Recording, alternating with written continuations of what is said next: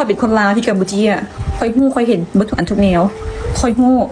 คอยบ่ได้เป็นคนลาวที่ว่าอยู่ลาวแล้วก็ฟังแต่ข่าวปลอมจากไทย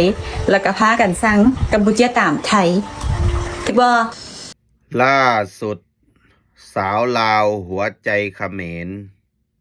ออกมาอีกหนึ่งคลิปแต่ว่าโดนคนลาวรุ่นใหม่ในประเทศไทยและคนลาวในประเทศลาวเนี่ยเข้าไปลุมด่าทั้งใน TikTok ใน Facebook เธอก็ออกมาเดือดสบายดีสวัสดีครับทักทาย FC ทุกท่านที่เข้ามาติดตามรับชมอยู่กับผมเทพโยกครับพี่น้องทางเมืองไทยตอนนี้กับประมาณช่วงบ่าย2ทักทายพี่น้องฝั่งไทยฝั่งลาวก่อนนี้ครับพี่น้องอย่าลืมฝากกดแชร์แสดงความคิดเห็นกันเข้ามานำเด้อครับพี่น้องครับล่าสุดนี่มีสาวลาวหัวใจเขมรที่กำลังเป็นกระแสเนาะล่าสุดนี้ออกว่าใหม่ได้พี่น้องเพราะว่าหยังคนลาวจำนวนบ่น้อยโดยเฉพาะคนหลุ่นใหม่ที่อยู่ในประเทศไทยแล้วก็อยู่ในลาวเนี่ยเขาเข้าไปลุ่มด่าทั่วลาวลงอยู่ในเพจบางคนก็บอกว่ามึงไปตายอยู่เขมรเด้อมึงอย่ากลับมาลาวบางคนก็บอกว่ามึงอย่ามาไทยเด้อเขาจัดการมึงเด้อว่าซั่น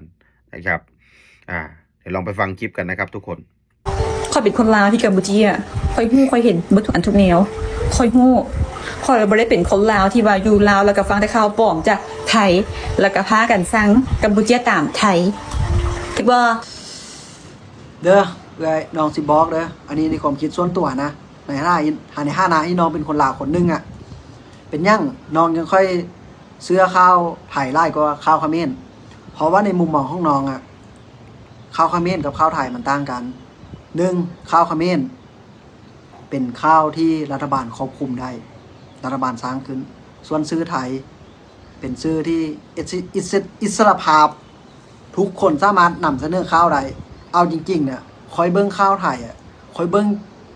จ้าคนทั่วไปเล่าเด้มันเข้าใจง่ายแล้วที่จะวาวว่าคนลาวบ่เคยไปเฮ็ดเขมรก็เลยมีอคติสั่งเจ้าบ่แม่นอย่างนั้นนี่แหละครับทุกคนนี่คือ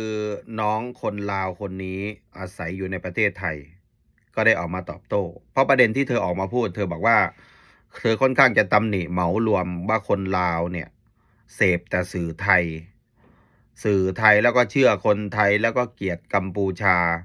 สื่อไทยเป็นสื่อที่เป็นเฟกนิวเป็นข่าวปลอมทั้งนั้นคนลาวหลายๆคนก็เลยเดือดเพราะอะไรรู้ไหมคนลาว 99% ทั่วประเทศลาวลืมตาอ้าปากหรือตั้งแต่รู้จักก็ดูสื่อไทยมาตลอดเหมือนตัวผมเองนะครับแม้กระทั่งผมเกิดในประเทศลาวในประเทศลาวคือ 99% ดูสื่อไทยทุกครอบครัวมีทีวีขึ้นไทยช่องไทยมาตั้งแต่ไหนอยู่แล้วตลอด50 ปีตั้งแต่สถาปนาเป็นสปป.ลาว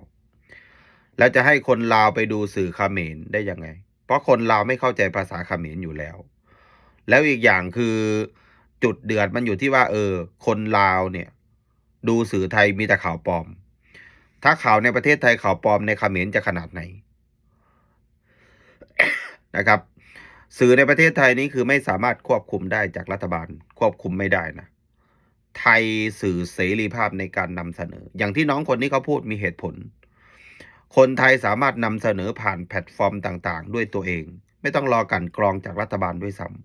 ำสื่อในกัมพูชานะครับไม่แตกต่างจากสปป.ลาวเหมือนกันเป๊ะเลยประชาชนจะเอามาโพสต์นำเสนอตามสื่อสังคมออนไลน์ต่างๆนะครับถ้าไม่ได้รับการกลั่นกรองจากรัฐบาลถ้าทำให้ประเทศเสียหายเจ้าหน้าที่รัฐเสียหายรัฐบาลเสียหายนี้ถูกจับดำเนินคดีนะแต่สื่อในประเทศไทยไม่สามารถที่จะควบคุมได้เพราะเป็นสื่ออิสระรัฐบาลกลัวสื่อด้วยซ้ำนะครับอยู่ในเมืองไทยนะครับสังเกตนะครับนักข่าวตั้งคำถามต่อรัฐบาลได้สบายวิพากษ์วิจารณ์ได้สบายสื่อในประเทศไทยอ่านข่าวแล้วมันน่าฟังใส่ความคิดเห็นไปด้วยให้คนได้เข้าใจกระจ่างแจ้งมากขึ้นแต่สื่อในกัมพูชาที่บอกว่าเป็นข่าวที่น่าเชื่อถือใครไม่เคยไปกัมพูชาไม่รู้กูจะไปทำไมกัมพูชามึงนี่เพี้ยนมากเลยนะ สมแล้วกับที่คนลาวเขาไปลุมด่า เขียนเป็นภาษาลาวด่าเป็น เพราะว่าคนลาวเนี่ยเขาไม่ได้ชอบเขมรนะจะบอกให้ มีแต่ผู้นำในประเทศลาว เจ้าหน้าที่ลาวบางคนที่ไม่ชอบไทยแล้วไปชอบเขมรเท่านั้นเองนะที่สำคัญนะคนลาวจำนวนไม่น้อยนะครับ ที่อยู่ในเมืองไทยเนี่ยเขารักประเทศไทยทำมาหากินในประเทศไทย มึงเอาญาติพี่น้องมึงอยู่ในประเทศลาวเนี่ยไปอยู่เขมรเผลอๆนี่กลับมาลาวเนี่ยไม่รู้ว่าคนลาวจะต้อนรับหรือเปล่า จะบอกให้ ไม่ใช่ว่ามีผัวเขมรแล้วลืมชาติลืมกำพืชนะโจมตีประเทศไทยพาดพิงประเทศไทย แล้วเหมารวมคนลาวให้เกลียดประเทศไทย มันไม่ใช่อย่างนั้นนะคนลาวเขาไม่ได้สนใจเขมรขนาดนั้น ไม่ได้ให้ค่าเขมรขนาดนั้นนะมึงมีผัวเขมรมึงก็มีไป มันก็สิทธิของมึง แต่จะบอกว่าประเทศไทยมีแต่ข่าวปลอมเนี่ยโอ้โหกูว่าพ่อแม่มึงอยู่ลาวก็ดูสื่อไทย พ่อแม่มึงฟังภาษาเขมรรู้เรื่องหรือเปล่าก็ไม่รู้อยู่ในประเทศลาวถ้าไม่มีประเทศไทยไม่มีสื่อไทยเนี่ย ประเทศลาวปกครองแบบคอมมิวนิสต์สื่อในประเทศลาวไม่น่าดูเลย ยกย่องแต่รัฐบาลเท่านั้น คนลาวจะตาสว่างไหมทุกวันเนี้ยถามหน่อย ทุกวันนี้เพราะสื่อไทยนะคนลาวถึงกล้าคิดกล้าแสดงออก ตามสื่อสังคมออนไลน์ต่างๆ เพราะสื่อไทยที่ให้มี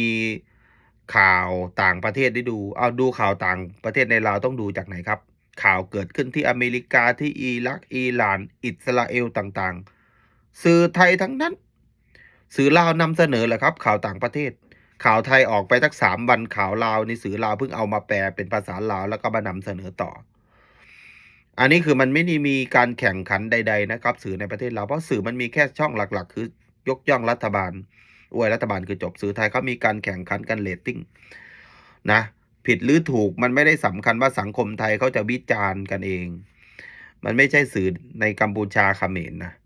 ใครจะดูสื่อเขมรก็ดูไปนะจะไปเอาคนลาวเขาไม่ได้สนใจสื่อเขมรขนาดนั้น